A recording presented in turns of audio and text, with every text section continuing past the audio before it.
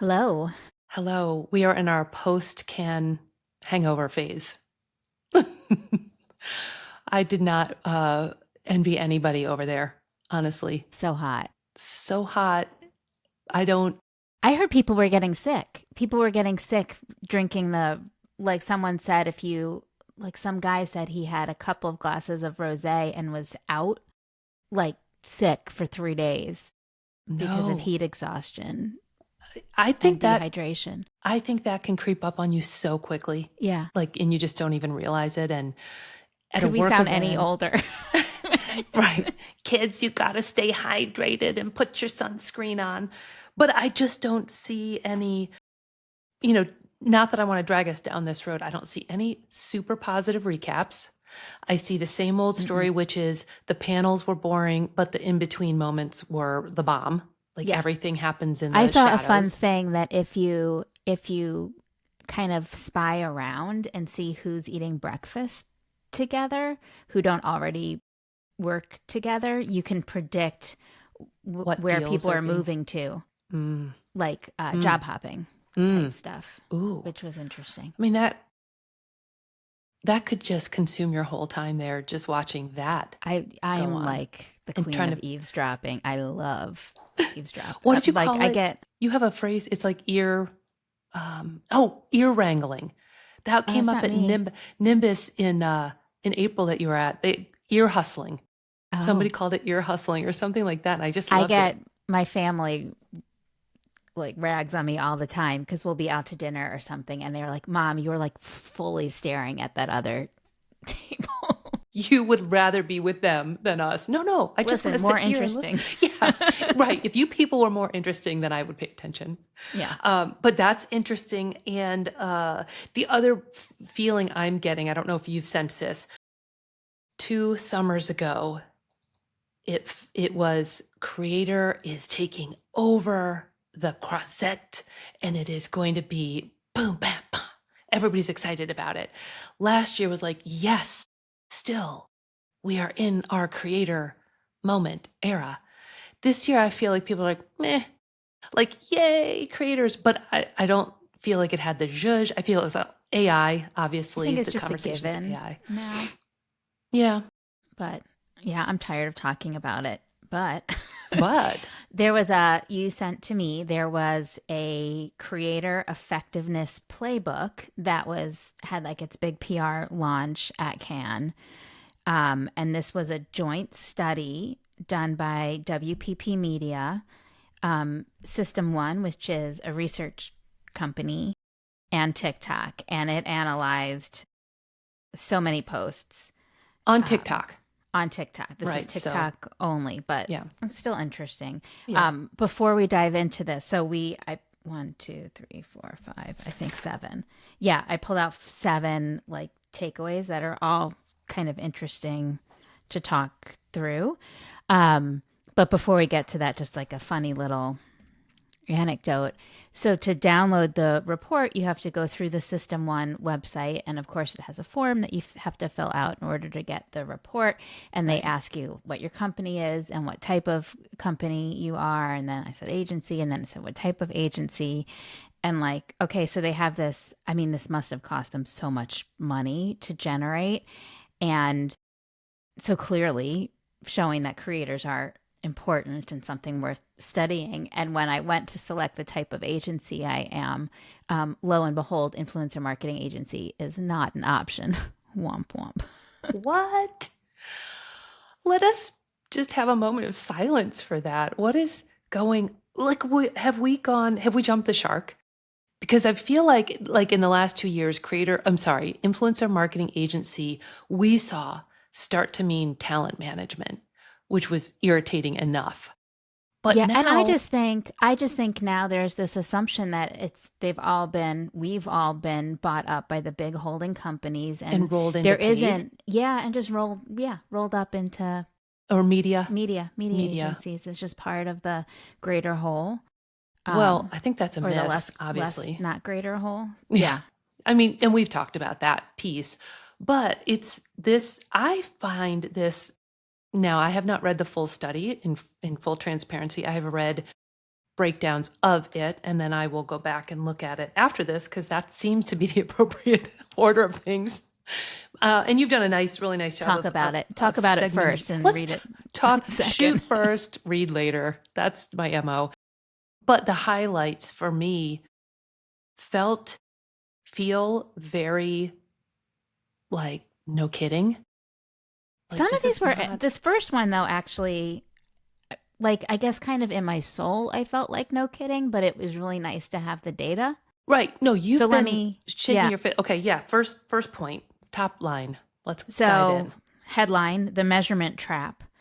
Engagement rate is a useless metric for brand building, which we've been saying. Useless. But listen to this data. And again, this is based on, we should probably pull up how many posts this is based on, because I thought it was like 800,000. I'm gonna pull it up because we've been saying that engagement rate is useless, and now we have the data. Analyzing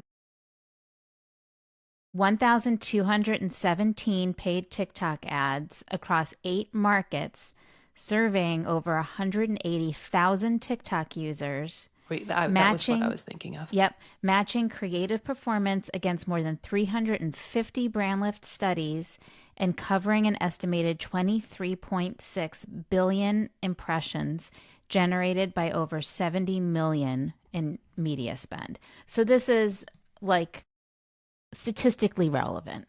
Yeah. Like, yes, Danielle and Casey have been saying engagement rate is stupid. Right. Don't use it. Cool. Now we have the proof that we were right. Data. Yeah. So here's the data on this. So engagement rate has a 0.2% correlation with brand memory lift. Slightly better than that, just to get it all out there, comment to like ratio is a little bit better, but only has an 11.3 correlation with brand memory and lift. I think we need to back up a step and talk about that the holy grail for this study, which you and I don't necessarily talk a lot about specifically, is this idea of brand memory lift, which is, what are we doing to make a brand easier to recall, to have preference for? And we've all seen those. We've all seen those brand lifts. Like, I feel like half the time I go on Reddit or Instagram, I get some kind of pop-up saying, do you remember seeing one of these brands in the last 5 days or whatever it is? And that's how they're studying it. And that's what the metric is. Like, that's why it's important. Well, and you know what? We love that because we keep pounding in the importance of top of funnel, middle of funnel, which is awareness. Yes. And recall, not just awareness, not just because when we go deeper into this, there's some really important nuances on what, like, just to spoiler alert, like, you don't want the memory and brand awareness to be attributed to the creator. Like, that's the danger, is where is that memory lift landing? Right. So, I mean, we all know those commercials where you remember the commercial because it was funny and you have no idea what brand. The creative for. And you have, Is it an underwear brand or was it a car brand? And which brand was it? Yeah. But so brand memory lift right now is what we're driving toward when we talk about why influencer and creator collaborations or strategies are effective. And then and I would argue that actually you bring up an interesting point, because this is looking at it through the lens of brand memory lift. I would argue that if you are stuck in bottom of funnel and insisting that that's what you want to use influencer for, which is fine, shouldn't be everything, but fine. Okay, that's what you're using it for.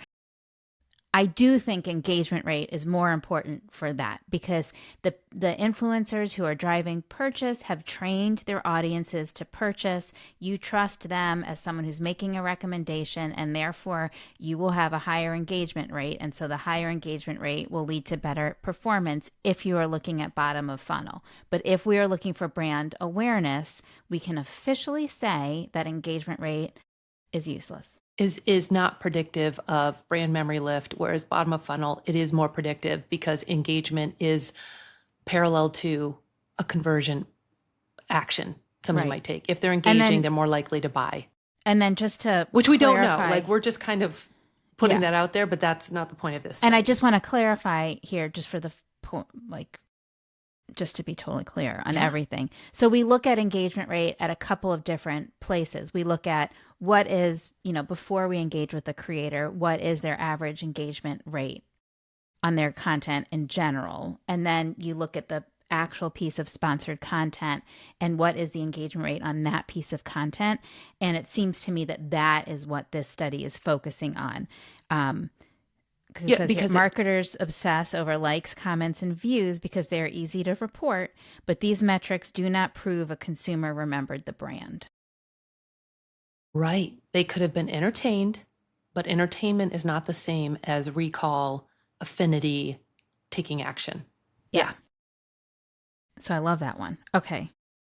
And yeah, well, Keep so talking. 0.2% for engagement rate, indicative of brand memory lift, not even a full percent, 11.3% comment to like ratio. So we're still like the majority of brand memory lift is up for grabs, which is what this report and research is driving toward. So I just want to frame that out for our audiences. Where's that other 80%, 89, 88% Well, here, of we got it. impact? We Yep. got it. Let's keep diving in. So, the second takeaway is the brilliant minority gamble. This one's all about how wildly uneven creator performance is. So, the top 10% of creator ads deliver roughly 4 times the lift per ad compared to the rest. Only 29% of creator ads actually outperform standard brand ads. So if Ooh. you are, How are you feeling about that? I am feeling great about that because that's a really good reason to work with an influencer marketing agency that very carefully vets creators for brand fit, like with human eyes and knowledge and understanding of that kind of the importance of that connection and synergy between the two. And if you're Great. doing everything in a kind of an automated way and slapshot and through just platforms and don't have that kind of hands-on moment there, you are living in that 29% world. Well, I And wonder. I don't think our I do not actually, I know. I just reviewed a brand lift study yesterday that we did for one of our clients, and we are in the over 95% world of brand memory, whatever the terminology is. We're not in 29% I land. wonder if some of that statistic is born of the throw everything into the mix to see what works and then start, dialing back from that, which is not a terrible idea. I mean, that's benchmarking and testing and learning, but it could skew. I don't understand, I don't know the metrics or the framework for this particular set of research, but what you're saying is working with the elusive influencer marketing agency, which is hard to spot in the wild, Where will we find them? can cut through a lot of that process instead of having to just put every creator's ad into your paid media mix and then seeing what lands. Yeah. Yeah. There's a more structured and strategic way to do it. Well, what this said, so to take this further, brands assume hiring a creator automatically guarantees a lift. In reality, an exceptional minority carries an underperforming majority. So I just want to be careful of that because without the rest of the information in this study, that almost says there's a lot of risk here, a lot of waste. You're paying for a lot of influencers that aren't doing this particular job, aren't doing heavy lifting on the brand memory. Creator performance is wildly uneven. I mean, yes. But you don't like that? I love that. To me, that's like, yes. So come to the experts and we will help walk you through it. Because if you don't know what you're doing, okay. Only 29% will work. And so hire, whether it's hiring an expert in-house or hiring an influencer marketing agency or hiring your so-called expert media agency to handle this, like you need to have someone who knows what they're doing by your side because it's tricky. It's not guaranteed. Yes. I I want to respond to that directly, but my concern stems from in this landscape, people reading this kind of a breakdown won't have the patience to say there's a solution too. They might just be like, meh. You know what I mean? Like, oh, we're not going to, like, it will reinforce whatever their perspective is. Either we can do this really well by doing it strategically, or, oh yeah, look, it's not worth our investment. That's the I thing I'm just don't. concerned about. There's so much money right now flowing to creator, and it's getting. Well, I think brand managers are being told that they have to put money into creator, and so if you have this choice of like, okay, I have to put budget into this, and I have a choice of kind of guessing how it's going to go and having less than 30% of it be effective, or maybe paying a little bit more and hiring an expert to walk me through this and ensuring that it's more effective, that's what I'm going to. And I want to, in a little bit, get to what I think this study doesn't cover and where it leaves us still exposed. But to your point, my reaction to the data in here feels very much like the paradigm of studies that tell us to be physically healthy, we need maximize our nutrient intake, sleep better, sleep more, sleep 7-8 hours, exercise, all these things. And instead of actually doing the thing that like you said, working with an expert, fine-tuning your approach, we just take supplements. And then we do intermittent fasting, and we, work out in fits and starts in January and February. And so you're adding a nice fine point to that just because most feel that that's yes, we need to do creator. We're being told to do it. So let's just take supplements. Like, let's just try to, do it. That there is a way to work with a coach, a trainer, an expert agency. And it's going to work better than taking the supplement. And Danielle and I now have the opportunity to pick up the torch around influencer marketing agencies do exist. We've been here for long enough to know what this means and how to leverage it. So you don't have to just take supplements and have expensive,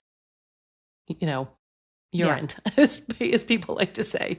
That's a terrible analogy. Sorry, folks. But you don't have to just throw spaghetti against the wall and hope that you're part of that 29%. Yeah. Okay. Next point. Okay. Creative quality formula. Emotion. I love this part. Sorry. Me too. Emotion must be paired with immediate branding. I like this one. I'm going to read it exactly, but just to preface it, I liked this one because it gives you a clear takeaway. Okay, I know what I need to do. This is helpful. So creative quality explains 54.6% of brand memory lift. Emotion carries 3 times the weight of early branding, but without branding in the first 2 seconds, the creator gets all the credit. Gets the credit. Yep. So where does it land? Yeah. So here's what's interesting. Oftentimes, we see that creators want to avoid early branding. They don't want to say right at the upfront that this is a partnership with X and X brand. Their thinking is that it's going to kill attention. People are going to scroll right through, not going to listen to it. Turn people off, yeah.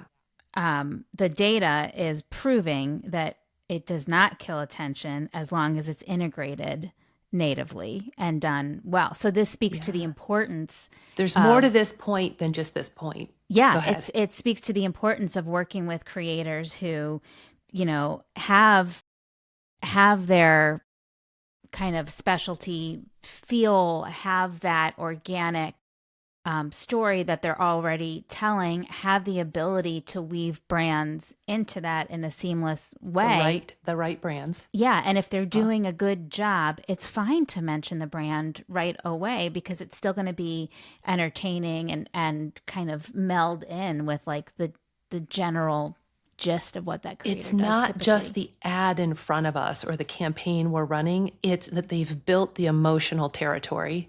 Right. Well before the sponsorship or the collaboration happens. Yeah.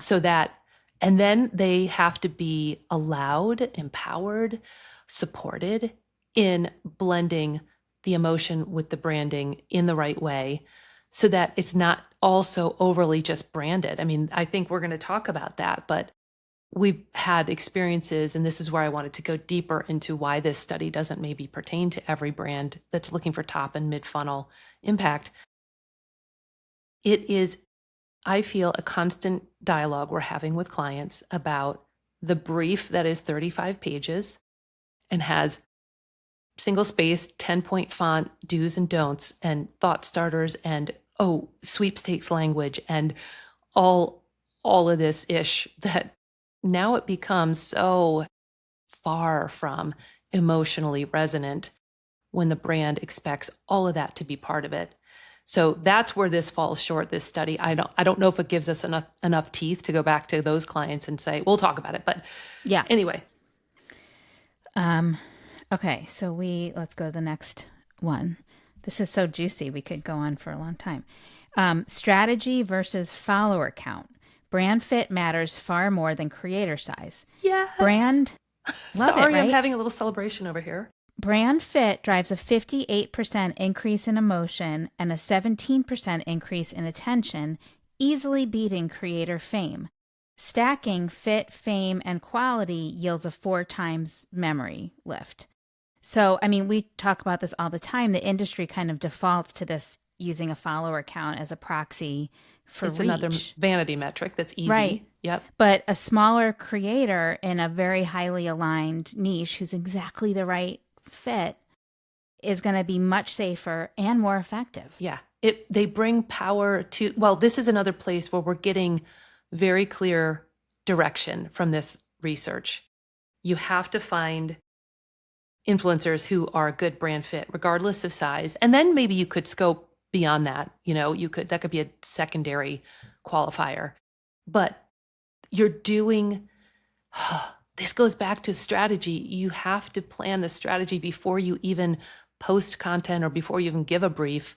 You have to make sure you're setting up your campaign to succeed by finding really tight brand fit with those influencers, which creates a demand, a necessity for extreme discipline, I think, on the side of the brand, and which is not in this research, but I think it's an unspoken challenge that we're going to continue to face.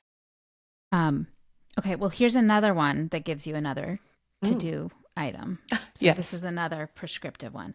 The say it and show it audio advantage. Sound has been completely ignored. Relegated to the basement.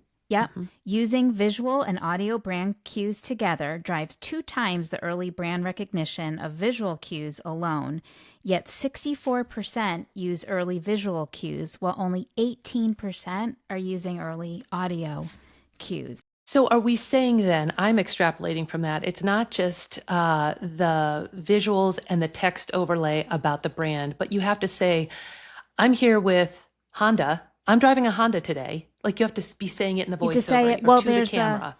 You need an audio hook, and you need that at the very beginning. But I'm saying, does it need to be a branded hook? Yes. I mean, kind of tying back to that earlier one, or it needs to be something that's super catchy that's going to lead right into the branded, because you still need that branded mention power super early front on. We often have our influencers provide us with a couple of 2 to 3 different opening hooks, and in the paid advertising, we'll edit and we'll make different versions of the video that use different opening hooks so that we can test out, do ABC testing to see which one is working better, because that opening hook is so important. It's nice to see like kind of the data behind this. And there's a lesson here for creators, influencers, and those who are discovering and recruiting them. So I'm going to lean on my daughter, who's a music producer, and she made me aware that producers who are often behind the scenes, you don't really see their work, often have tells. They often have production hooks. Pharrell, for example, goes into a song, even if it's not his song, with I think it's 3 beats in a row, boom, boom, boom. If you think about Happy, the song Happy, it starts. It's been in my head all day because of the Minions movie. There you go. Worlds collide, Jerry.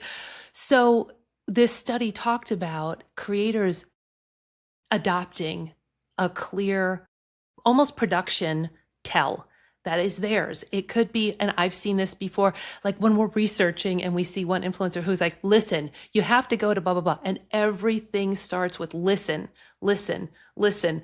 Again, it trains that audience. It becomes emotional territory that you're taking your audience on.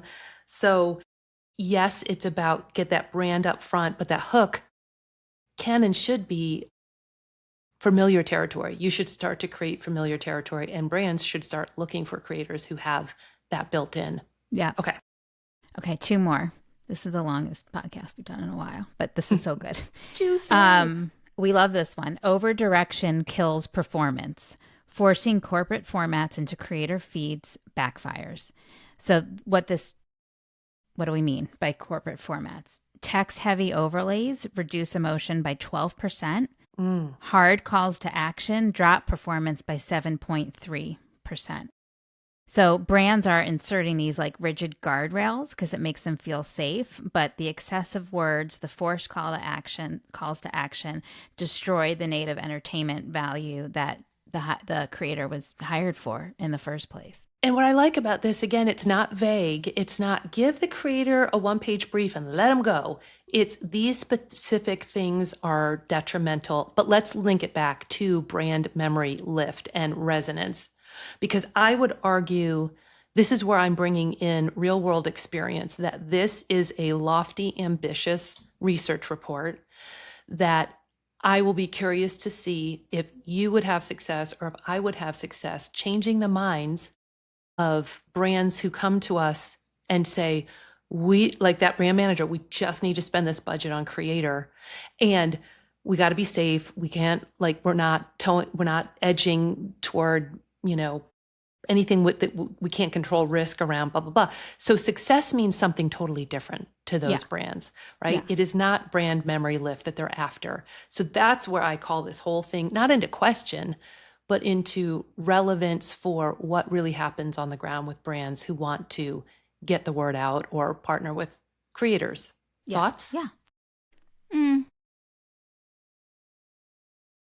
I mean, I have some watch outs too. I think even if they are looking for something other than brand memory lift, I think that is such a strong metric that it likely speaks to strength in other metrics as well. If you recall the brand, again, that's why top of funnel is so important. If you have that awareness, all of that, the funnel gets smaller and smaller because it's easier and easier and you have that velocity. So even if brand memory lift is not like the end all be all metric, it's not the KPI for a particular brand, I think you could make the argument that it's still important and you are still going to benefit from following some of these tips. Yeah.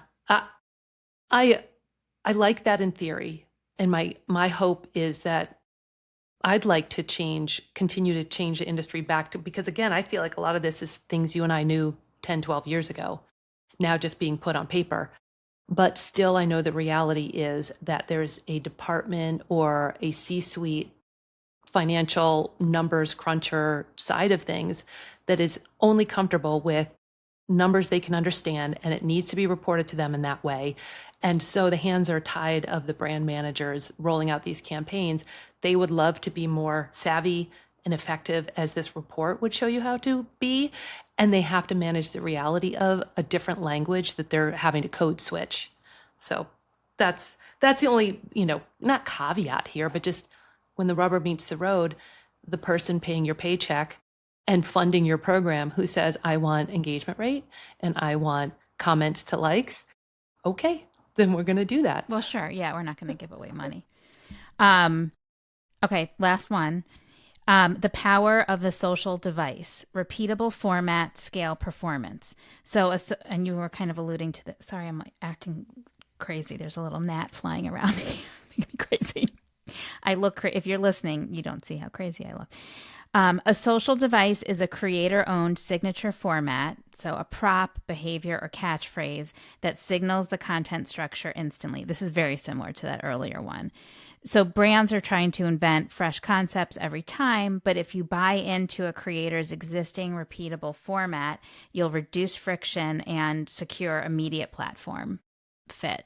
Just kind of speaks to the importance of creators and their audience relationship and the trust Knowing that they've built. themselves. Yeah. Yep, Yeah. absolutely. And niching, although this is not about category necessarily, but just creating their space, owning their space. Lots of different ways of doing that in this report. But what I like too is how all of the 7 points that we just covered, in many cases, are interrelated, like very closely Yeah. interrelated, Yeah. which I've been thinking more and more about how much is of the value of influencer marketing is below the surface, which this now just surfaced. And it feels sometimes like quantum mechanics, like nobody understands what's working and why. So this clarified it, but I also think it's always going to be a boots on the ground, an agency like yours or mine, watching what's happening in real time with the weather conditions, the landscape changing, the seasons, the cultural moments affecting all of this. So it's not programmatic. You can't just set it and forget it. You have to pay attention to these nuances because they have clearly very powerful impact on the effectiveness of your campaigns. Yeah. I love it. love Thanks this one. Thank you for Yay. finding this. This is, yeah, I mean, like you said, let's do this every week because Yeah. there's so much gold in here. But for now, this is a good start. Yeah. Awesome. All right. Thanks. For next week. See you next week.